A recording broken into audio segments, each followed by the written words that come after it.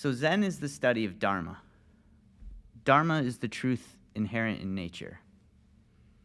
In order to understand the Dharma, you need to be able to understand yourself and your interactions with the world around you. This means you also have to understand the true nature of your being.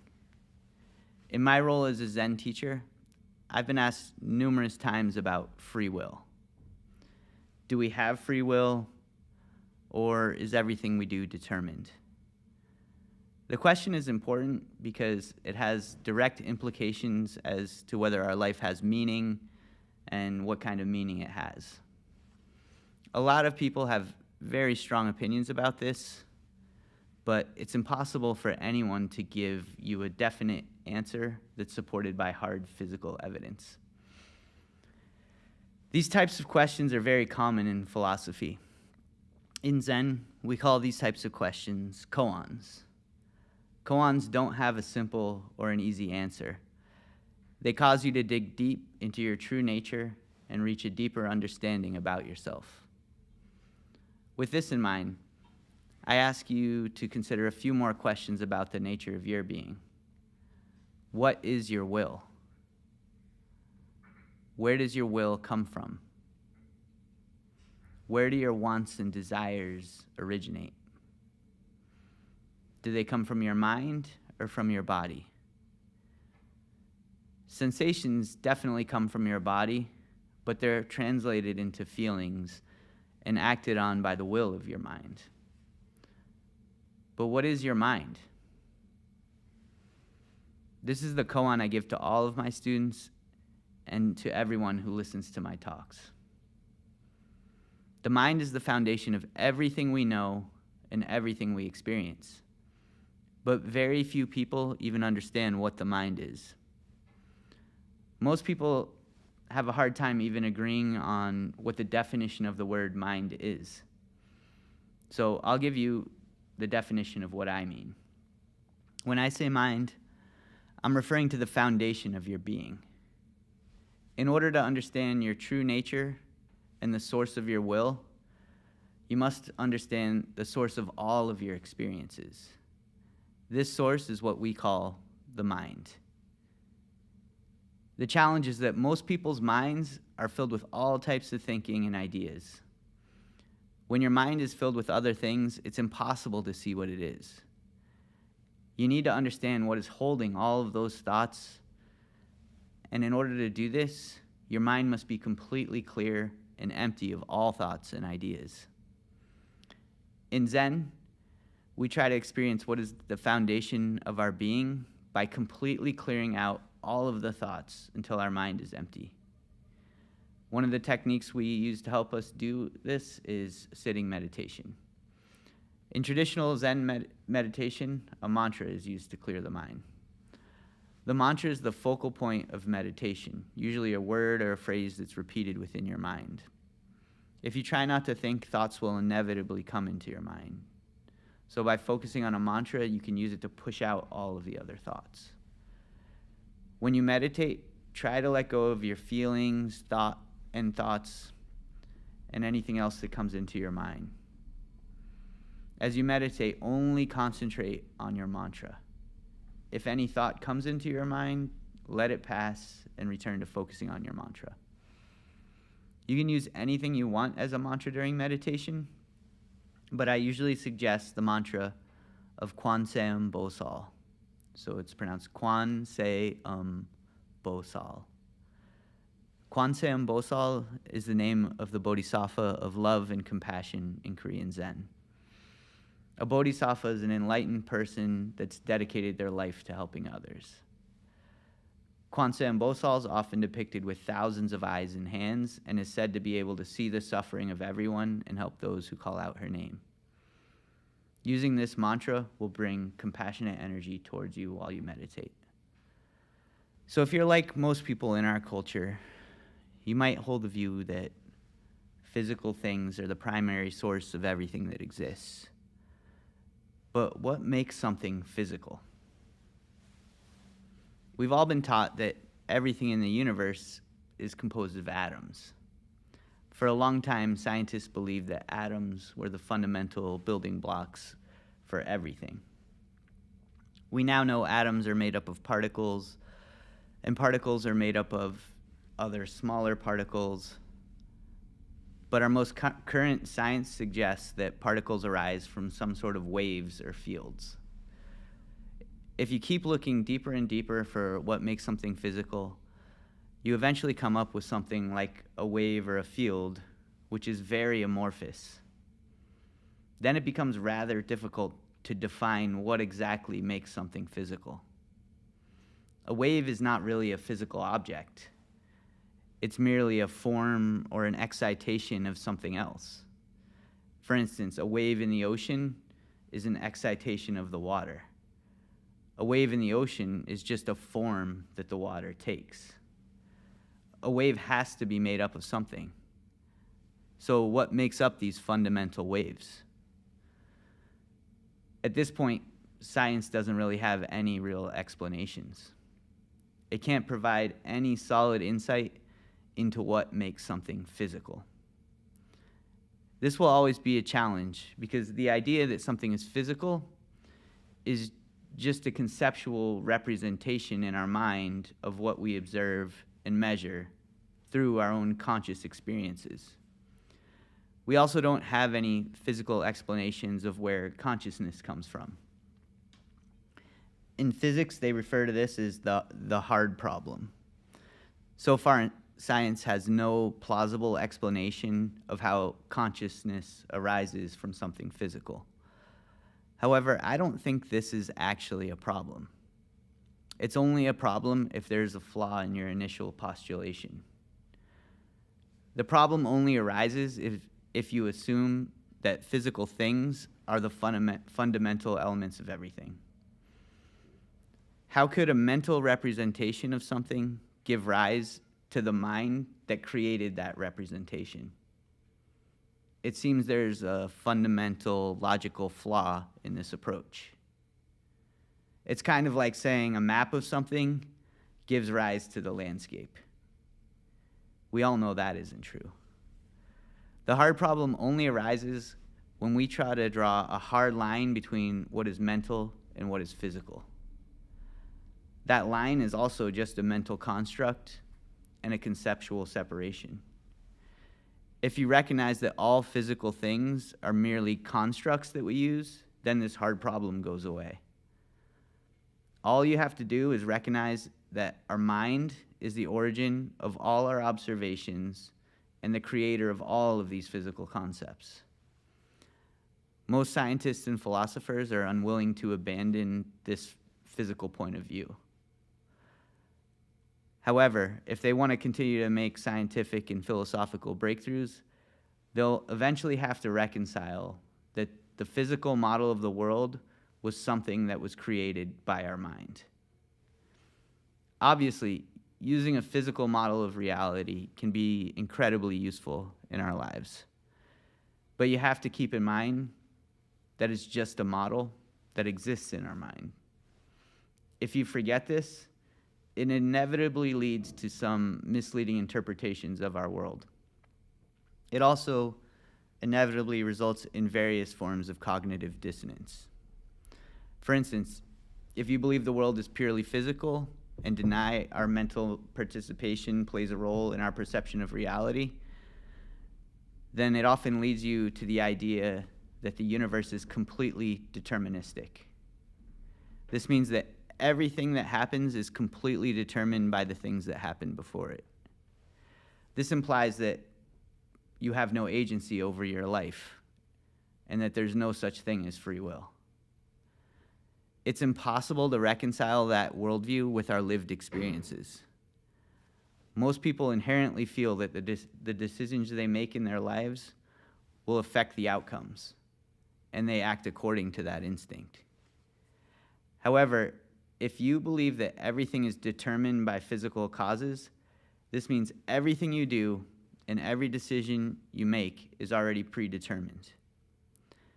This physically based, deterministic worldview among scientists and philosophers is so prevalent that it's creeped into the subconscious of our culture.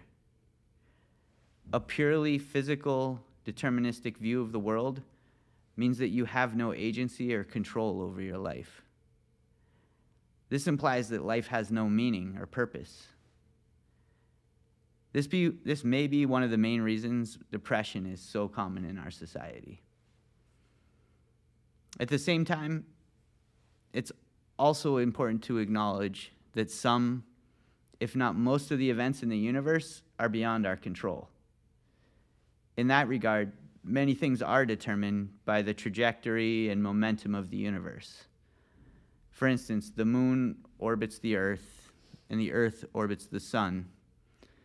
This is a predictable pattern, and it seems to predetermine that tomorrow will come and the sun will rise again. But we never really know for certain. An asteroid could be headed our way that will knock everything off course and change everything that we think is destined to happen. Either way, these events will be determined by nature. In Buddhism, we refer to the momentum of the universe as karma. In that sense, we're not free. Our bodies are completely subject to the forces of the universe that are beyond our control.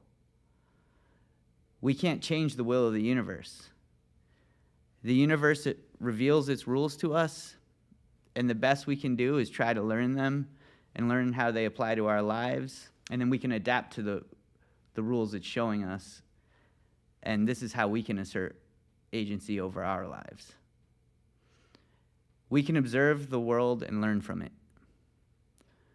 Once we understand the rules, we can learn how to position ourselves to attain a more harmonious existence with nature. We can also learn the rules so well that we can learn to bend the rules in a way that benefits us as individuals. This is what we're doing with our technological innovations. Our mind gives us the ability to gain new insights and new degrees of freedom within our lives. The universe and the world have so many rules that are beyond our control. Our bodies are subject to all of the forces of nature. Our body is actually a prisoner of these forces. The will of nature is constantly manipulating our bodies through our pain and pleasure. So in this sense, do we ever truly have freedom or free will? What do we control? The answer to this lies within our minds. We can learn to control our thoughts and our internal reactions to what's happening. We can also learn to control the decisions we make and the actions we take in our lives. We can choose to live in a way that brings more harmony in our life or in a way that creates more suffering. That is our freedom. There's also another type of freedom we can attain. Freedom of the mind. Our mind is not bound to the rules of the universe in the same way that our body is, because our mind is not physical or material. The mind can be completely free. This is our true nature. So, how can you attain this freedom? If you want to attain this freedom, start by asking yourself how your mind can be free. This is your koan. Plant this question in your mind like a seed.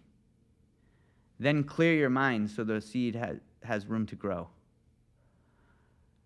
When your mind breaks free from its conceptual bondage, it will blossom in its true form. For your mind to be free, it needs to be released from conceptual thinking and mental constructs that tether it to your body. In Zen practice, we do this by learning to completely focus our mind like a laser beam that can cut through anything that tries to constrain it. There are a number of ways you can learn to focus your mind. One simple way you can learn to focus your mind is by practicing the sitting mantra meditation that I went over at the beginning of class. The reason I hold these classes is so I can teach these techniques and we can practice this together and encourage each other to keep going. If you want to continue this journey on your own, I encourage you to start meditating for at least 1 minute every day. Try not to miss any days. See how many days you can do this for. After 10 days, you might notice a slight change. If you make it to 100 days, you'll probably notice that your mind will be much better at focusing. Keep going like this and see if you can make it for a year. See if you notice a change. You can also try to expand your meditation practice to more time. But no matter what, try to do at least 1 minute every day. This is a very simple plan, but it's not actually easy to do. Try it out for the next month. Then come back to next month's class and let me know how you do and how you feel. If you're able to do this, you'll be developing formidable inner strength that will also help you exercise agency over your own life. You can learn to apply this type of meditative focus to everything you do in your life. I call this moving meditation. If you want to learn how to do this, you can start by using an art form or a form of exercise that you enjoy doing. Practice by trying to stay completely focused on whatever the task is that you're doing, as if it's your mantra. If you're drawing or painting, stay completely focused on your technique. If you're playing a sport or riding a bike, try to remain completely aware of everything that's happening around you. You'll be able to sense when you reach a meditative state, when your actions flow through you without thinking. This flow state means you're completely locked in and focused on what you're doing. Your mind won't be wandering off to think about the past or the future or another place or your friends and family. If you keep practicing sitting and moving meditation, eventually you'll get better at focusing your mind. It will become possible to attain that meditative state of focus on everything you do, whether it's the tasks at your job, the chores you do at home, or even going for a walk. This complete concentration on your activities clears the mind. If you stay focused on whatever it is you're doing, then your mind will be completely clear all of the time. When you reach a state where your mind is so completely clear that it's completely empty, it will reveal that the true nature of the mind is completely free and unbound. This is true freedom. In our culture, the idea of emptiness comes with some negative connotations. This Western concept of emptiness is more like a void of nothingness, and it's often associated with nihilism or lack of meaning. However, the emptiness that I'm referring to is completely different. The emptiness of the mind is the womb of creation from where everything is born. The emptiness I'm pointing to creates a vacuum of potential which draws everything into existence. When your mind is completely empty, you'll realize that the only thing that occupies your mind is creative potential. This potential energy manifests as the force of creation, which I call love. It's the same force that acts through our human bodies that compels us to want to procreate and make other human beings. It's also the same force which compels us to create things within our mind. Each time we create something, it provides us with a small reflection of our mind. This energy of creation travels like a wave of light through the empty vacuum of our mind. When your mind is completely clear, this light reflects off everything in existence and completely illuminates your mind. This illumination is what we call enlightenment. When you reach this state, you see your mind reflected in everything. When this happens, your body becomes an instrument of compassion. When you become an instrument of compassion, Your only remaining purpose is to help others find their own path to freedom so they can alleviate their own suffering. When you see your body as an instrument of compassion, you'll understand that your purpose is to add to the harmony of our world.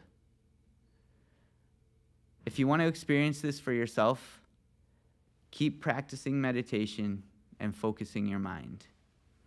Try to do it at least 1 minute every day. Then gradually expand your practice until everything you do becomes a meditation. If you learn to do this, everything you do will become a way to clear your mind. When your mind is completely empty, then you'll completely understand everything I'm saying through your own experience. Then your only purpose will be to help other people find this path. That's what we call the Bodhisattva mind. If you keep moving forward along this path, eventually you'll find your way. I wish you good fortune in your journey.